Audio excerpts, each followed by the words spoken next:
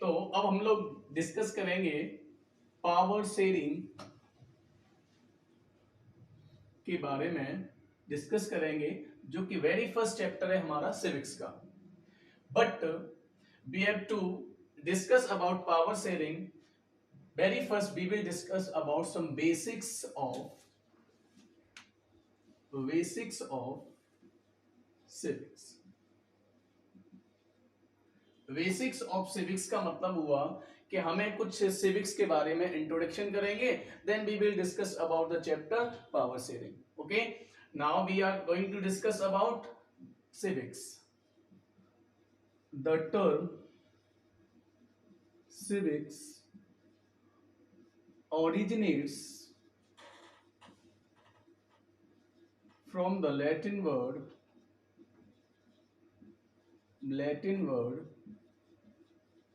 civicus. It means relations with citizens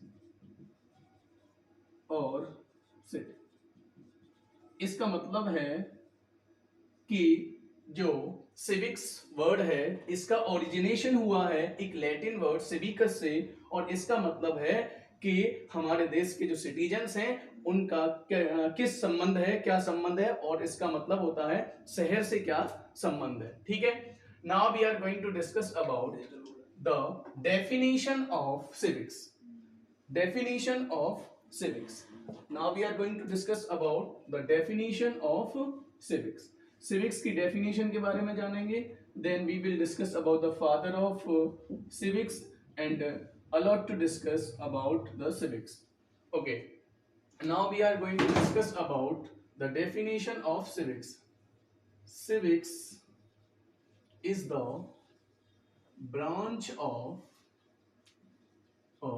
social science in which we study about the duties, obligations and rights of the citizens. Rights of the citizens is known as civics. In simple word अगर हम लोग समझें कि civics क्या होता है, civics is the branch of social science. जो civics है वो सामाजिक विज्ञान की वह शाखा है जिसमें इन विच we study about the duties, obligations and rights of the citizen. Duties मतलब जो हमारे सिटीजन्स हैं उनके ड्यूटीज क्या हैं, ऑब्लिगेशंस क्या हैं और उनके राइट्स क्या हैं, इसके बारे में हम लोग स्टडी करेंगे, तो उसको हम लोग बोलते हैं civics. Now we are going to discuss about the father of civics. Father of civics बोले जाते हैं Benjamin Franklin, but in India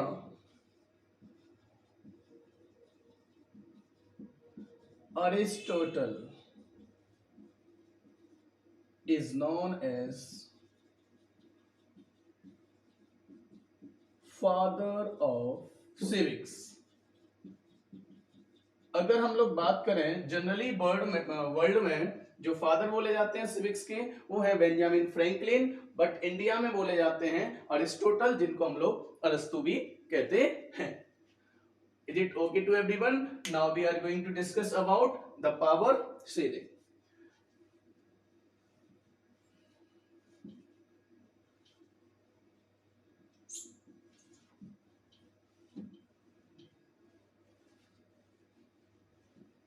power sharing के बारे में अब हम लोग बात कर रहे हैं। Very first chapter of civics, power sharing.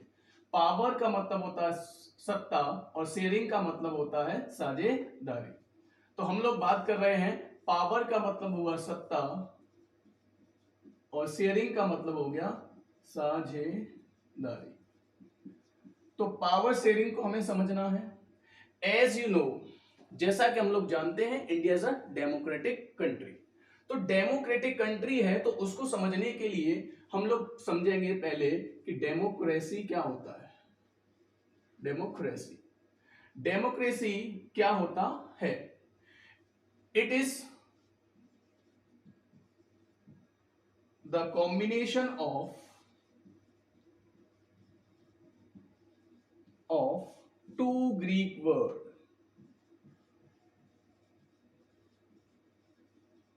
The very first is demos, the second one is Krasia. Demos plus Krasia equals to democracy. Equals to democracy. As we know, जैसा कि हम लोग जानते हैं, डेमोस का मतलब होता है पीपल एंड क्रेसिया का मतलब होता है रूल। इसका मतलब आपको एक बात क्लियर हुई यहां से? ऐसा कुछ आपको फील हो रहा है कि यहां पर रूल हो रहा है, वो किसके द्वारा हो रहा है? लोगों के द्वारा। और जब लोगों के द्वारा रूल होगा तो उसको हम लोग बोलते हैं डेमोक्रेटिक गवर्नमेंट। क्या बोलते हैं? Democratic government. Now we are going to discuss about the definition of democracy. It is the form of government in which people directly or indirectly choose their representatives. Choose there representatives, इसको हम लोग बोलते हैं democracy. Democratic form of government कहने का मतलब लोकतांत्रिक सरकार वह सरकार होती है जो लोगों के द्वारा प्रत्यक्ष और अप्रत्यक्ष रूप से, डायरेक्टली और इनडायरेक्टली अपने जनप्रतिनिधियों को, रिप्रेजेंटेटिव्स को चुनते हैं और उन्हीं के द्वारा सरकार चलाई जाती है। अब रिप्रेजेंटेटिव्स कौन हो गए? रिप्रेजेंटेटिव्स होते हैं बच्चे हमारे यहां पर MP and MLAs, MPs and MLAs, member of parliament और मेंबर ऑफ लेजिस्लेटिव असेंबलीज। आपको ये बात भी पता होगी कि दो तरीके के होते हैं MPs और MLAs, दो तरीके से। एक होते हैं इलेक्टेड और एक होते हैं नॉमिनेटेड। तो इलेक्टेड होते हैं वो डायरेक्टली पीपल चुनते हैं और दूसरे होते हैं नॉमिनेटेड, तो उनको लिए डायरेक्ट इलेक्शंस नहीं होते।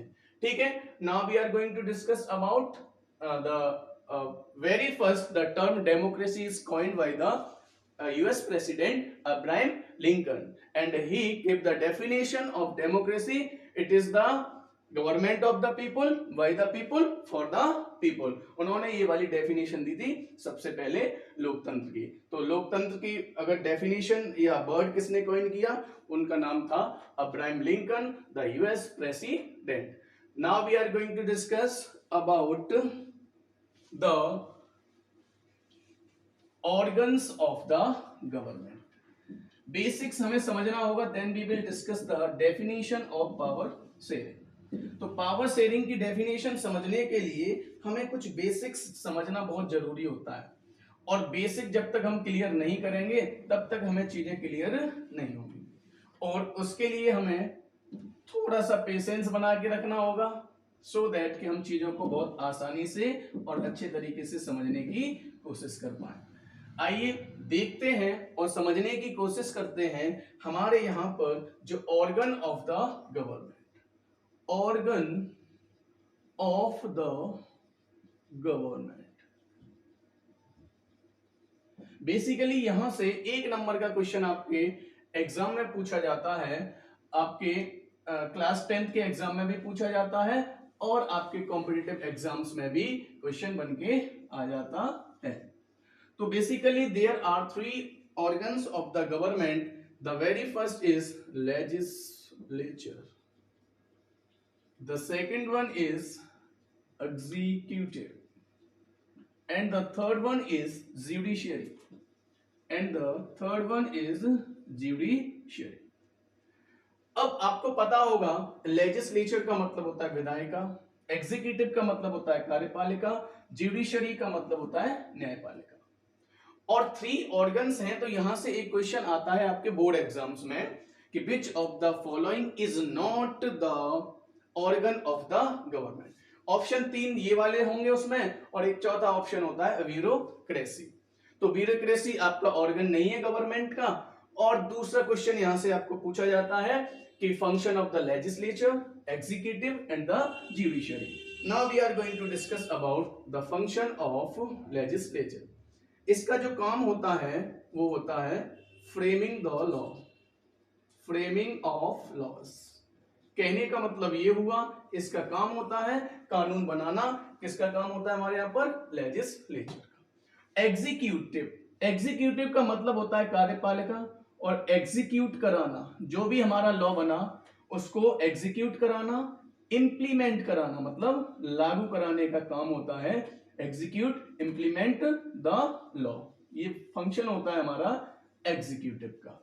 And the third is interpret,